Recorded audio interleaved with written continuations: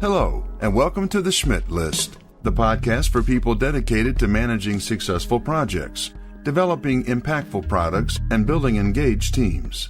And now, here's your host, Kurt Schmidt. Hello, everyone, and welcome to this week's episode of the Schmidt List. Which episode is it now? Not quite sure. Anyways, so this show is one of the ones that I'm very excited about because this year I'm going to try to have more than one guest on at a time for a few reasons. One of the reasons why I started this podcast in the first place is because I just wanted to learn. I wanted to learn a lot more, and who better than from some of these excellent minds that share their time with myself and with you. So without further ado, here's Brian and Emily talking about the future of user experience and how the user experience process has changed over the years. I hope you enjoy it. All right, everyone, welcome. So today I have two amazing individuals. I have my amazing wife, Emily Schmidt, and I also have a captain of industry himself, Brian Rowe, here to talk a bit about UX process. We're also going to dive into a few other subjects. Brian, say hello to the audience and tell us what you've been up to as of late. Hello, audience.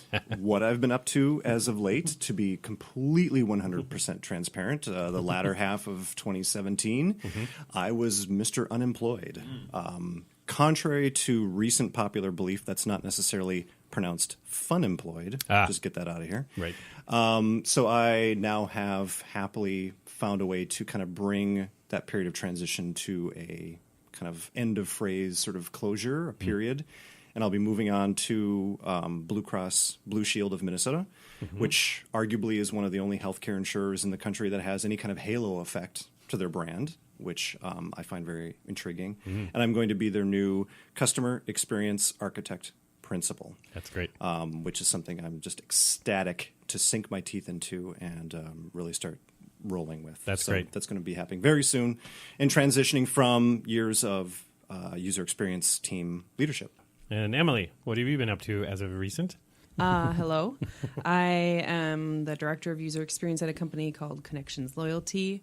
We build loyalty products. Cool. So I've been there for a few years now and have been building my team. Pretty quick growth. We've got some researchers and designers on staff, and looking forward to some process improvements over the course of the next year. And just figuring out building an in-house UX team where one did not exist in the past is a very fun task. Yeah, seems I'm like not being sarcastic. It is. I do enjoy my job. Yeah, no, it's a task a lot of people have had to take on over the past few years, and I'm glad that's a great segue into what I kind of want to start us off talking about, and that is about process in user experience and how that works just in general, but also how it works as it moves into other teams. So my experience is that many moons ago there was the marketing team, there was the IT team, and they should only meet via a ticket of some sort or request. But eventually things like mobile and customer experience and these things started to arise, and there was a power struggle on who owned these things because, this is marketing, this is the brand, we own the mobile app, but IT is like it's technology, we own the mobile application.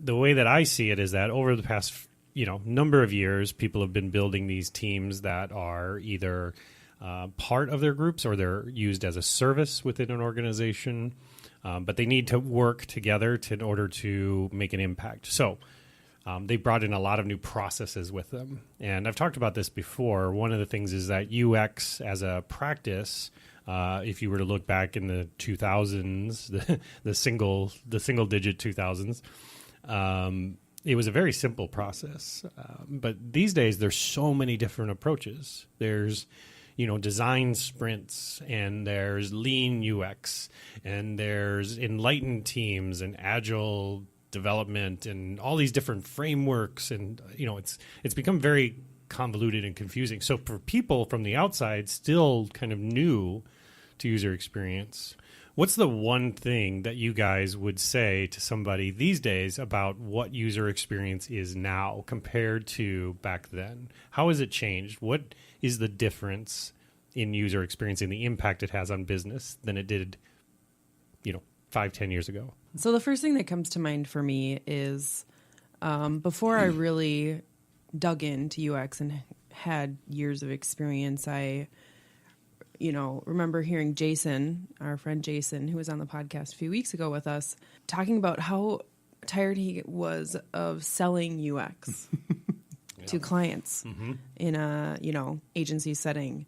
And the thing that I've found these days for me that is very different is I don't have to sell UX to my clients. I'm extremely lucky, but they're very experience centric. And I think business has acknowledged the need for experience because especially as someone in the loyalty industry, it's about experience. Yeah. That's where you get loyalty is the experience. So I think the recognition of it across other industries is a huge difference over the course of years. And I was not in the industry in the early 2000s. So I can't really speak to that specifically, but sure. I feel like that's a big change. And Brian, we talked about this a bit on the last show. I mean, things like human factors have been around forever, but why was it such a hard sell to get user experience to where it's at now when businesses knew about things like human factors from the beginning? You mentioned, and obviously this is my supposition, some of which is informed by time as a developer, information analyst, technology consultant back in the days of electronic data systems, after Ross Perot sold it to GM and GM spit it back out as a company before it was, again, reabsorbed by another entity, Hewlett-Packard in this case. And also my days at United Health Group, because that would be around the late 90s, early aughts, when I was involved in a lot of these practices. Yeah. If you were involved in an industry like, let's say, medical devices, an HCI component or a human-computer interface, or more probably accurate for that time, human factors component, was much more around sort of an academic rigor almost in those kinds of industries. I mean, especially if you're talking about something that is an augment to or implanted in someone's body, there's this human factors component to it that's extremely important. And there's a lot of legal and, governmental mandates around those things and whatever. So bringing any kind of rigor to the table had license to do so because there were mandates that demanded it. But I think outside of those industries, so I was in, broadly speaking, enterprise technology or, healthcare insurance. Mandates in those spaces were very different. So HCI as a practice or human factors as a practice wasn't necessarily granted a seat at the table because mandate, because law, because liability. Yeah, they were more of a firewall.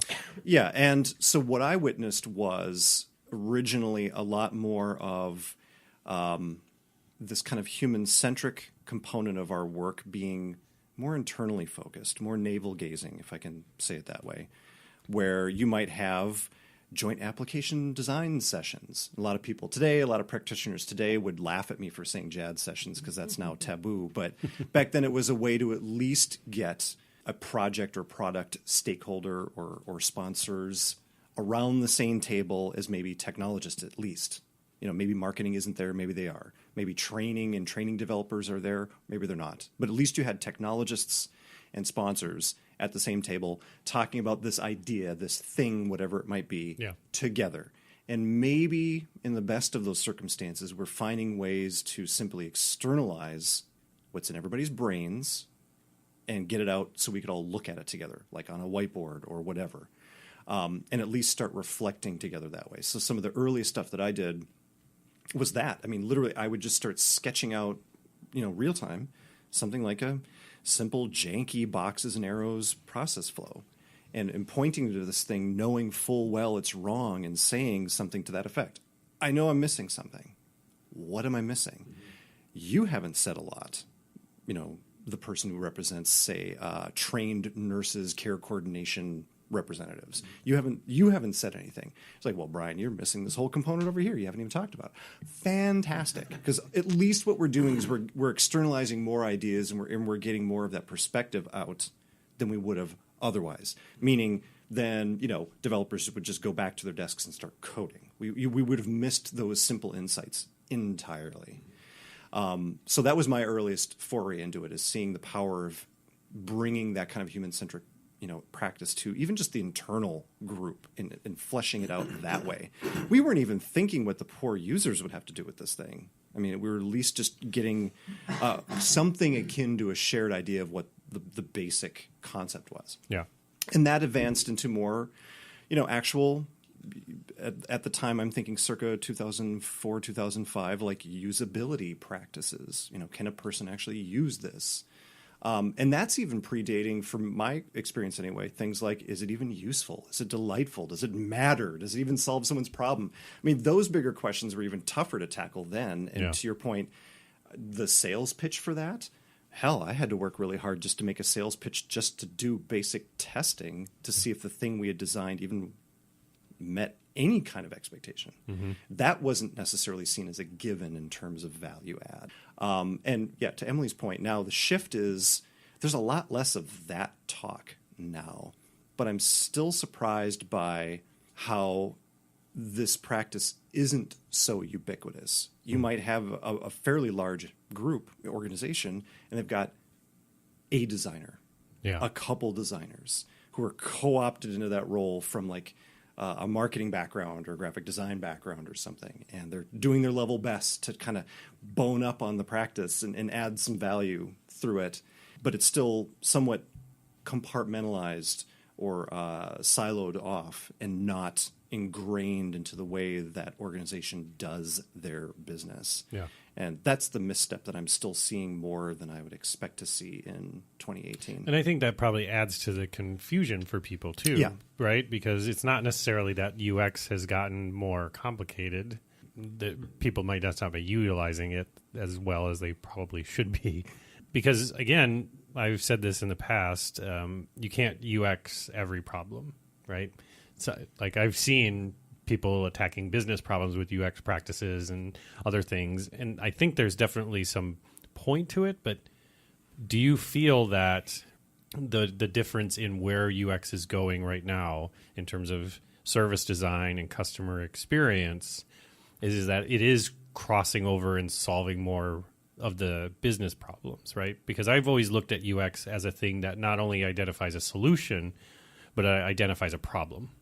Would that be a fair statement? Absolutely. Fair. Yeah. You have to identify spend time in the problem space in order to really come to a solution. Yeah, and that's responsibly. That's what I find to be the biggest difference in UX today versus 5 years ago.